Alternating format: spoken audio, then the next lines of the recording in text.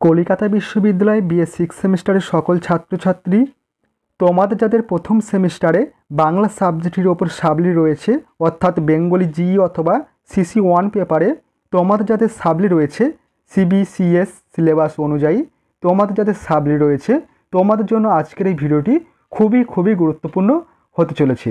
কারণ আজকের এই ভিডিওটিতে তোমাদের জন্য তোমাদের বাংলা সাবজেক্টের ওপর থেকে তোমাদের প্রথম সেমিস্টারের সাবলি এক্সামের জন্য মোস্ট ইম্পর্টেন্ট কিছু গুরুত্বপূর্ণ কোশ্চেন নিয়ে আলোচনা করব, কোশ্চেনের সাজেশান নিয়ে আলোচনা করব।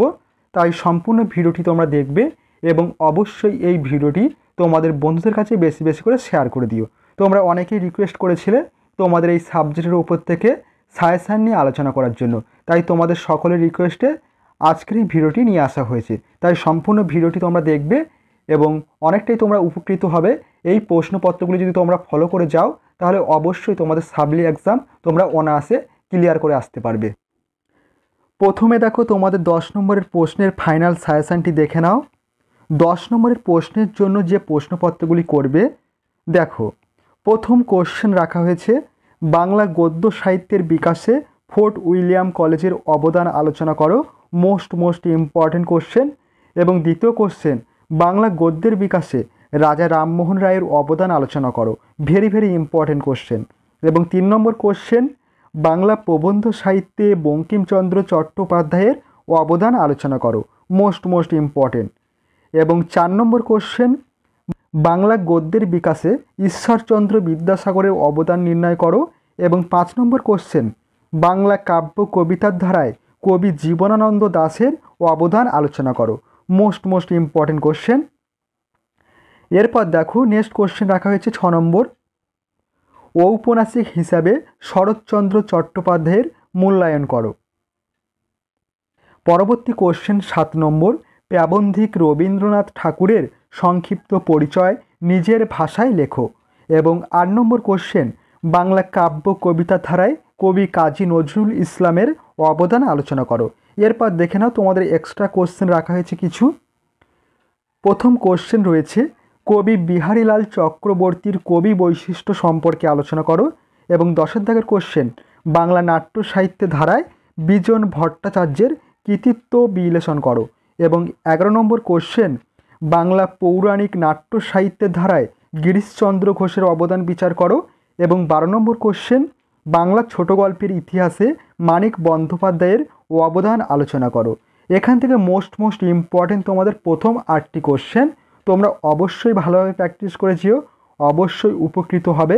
এবং তোমাদের এই সাবলি এক্সামের জন্য তোমাদের একটু বেশিই পড়তে হবে, কারণ তোমরা প্রথমবার সাবলি এক্সামটি ক্লিয়ার করতে পারোনি, দ্বিতীয়বারের জন্য আবার তোমরা সাবলি এক্সামটি দেবে, তাই তোমাদের একটু বেশি পড়তে হবে। তোমরা এক্সট্রা যে কোশ্চেনগুলি রাখা হয়েছে সে কোশ্চেনগুলিও প্র্যাকটিস করে যাওয়ার চেষ্টা করবে। এর পাশাপাশি দেখো তোমাদের বেশ কিছু 5 নম্বরের কোশ্চেন আসে। 5 নম্বরের কোশ্চেনের জন্য তোমাদের জন্য যে ফাইনাল সাজেশানটি রাখা হয়েছে দেখে নাও। 5 নম্বরের কোশ্চেন তোমাদের এই বাংলা পেপারের ওপর থেকে খুবই কম প্রশ্ন কমন আসে, তবুও তোমাদের জন্য গুরুত্বপূর্ণ কিছু প্রশ্ন রাখা হয়েছে। এই প্রশ্নগুলো তোমরা যদি প্র্যাকটিস করে যাও তাহলে অবশ্যই এখান থেকে বহু কোশ্চেন তোমরা কমন পেয়ে যাবে এবং তোমরা অনেকটাই উপকৃত হবে। দেখো প্রথম কোশ্চেন রাখা হয়েছে বাংলা সাহিত্যের ইতিহাসে আলালের ঘরে দুলাল এর গুরুত্ব নির্দেশ করো, আলালের ঘরে দুলাল এর গুরুত্ব নির্দেশ করো। এবং দ্বিতীয় কোশ্চেন বাংলা গদ্য সাহিত্যের বিকাশে অক্ষয় কুমার দত্তের ভূমিকার সংক্ষিপ্ত মূল্যায়ন করো। এবং 3 নম্বর কোশ্চেন বাংলা গদ্য সাহিত্যের ইতিহাসে হুতুম পেঁচার নকশার গুরুত্ব নির্দেশ করো, মোস্ট ইম্পর্টেন্ট। এরপর দেখো 4 নম্বর কোশ্চেন দেখো ঈশ্বরচন্দ্র গুপ্তের কবি কৃতিত্ব নিরূপণ করো। এবং 5 নম্বর কোশ্চেন প্রহসন রচনায় মাইকেল মধুসূদন দত্তের কৃতিত্বের পরিচয় দাও। এবং 6 নম্বর কোশ্চেন ঔপন্যাসিক হিসেবে বিভূতিভূষণ বন্দ্যোপাধ্যায়ের বৈশিষ্ট্যগুলি সংক্ষেপে লেখো। এবং 7 নম্বর কোশ্চেন যতীন্দ্রনাথ সেনগুপ্তকে দুঃখবাদী কবি বলা হয় কেন। এবং 8 নম্বর কোশ্চেন ঔপন্যাসিক তারাশঙ্কর বন্দ্যোপাধ্যায়ের প্রধান বৈশিষ্ট্যগুলি সূত্রাকারে লেখো। এবং 9 নম্বর কোশ্চেন বঙ্কিমচন্দ্রের ঐতিহাসিক উপন্যাস সম্পর্কে সংক্ষেপে আলোচনা করো। এবং 10 নম্বর কোশ্চেন বাংলা ছোট গল্পের ইতিহাসে শরৎচন্দ্র চট্টোপাধ্যায়ের কৃতিত্ব সংক্ষিপ্ত আলোচনা করো। এরপর দেখে নাও তোমাদের বেশ কিছু টিকা কোশ্চেন আসে। টিকা কোশ্চেনের জন্য প্রথম টিকা কোশ্চেন করবে সীতার বনবাস, নেক্সট শ্রীরামপুর মিশন, এবং পরবর্তী টিকা নীলদর্পণ নাটক, এবং 14 নম্বর টিকা পথের পাঁচালী, এবং 15 নম্বর টিকা রক্তকরবী। এখান থেকে মোস্ট ইম্পর্টেন্ট প্রথম 3টি টিকা।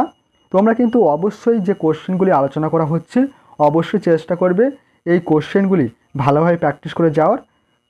এই ছিল তোমাদের সম্পূর্ণ সাজেশান। তোমরা অবশ্যই এই সাজেশানটি ফলো করে গেলে অবশ্যই তোমরা উপকৃত হবে এবং এখান থেকে কোশ্চেনগুলি তোমরা তোমাদের পরীক্ষার খাতায় কমন পেয়ে যাবে। ভিডিওটি আজ এই পর্যন্ত। তোমাদের সঙ্গে দেখা হবে পরবর্তী নেক্সট গুরুত্বপূর্ণ ভিডিওতে।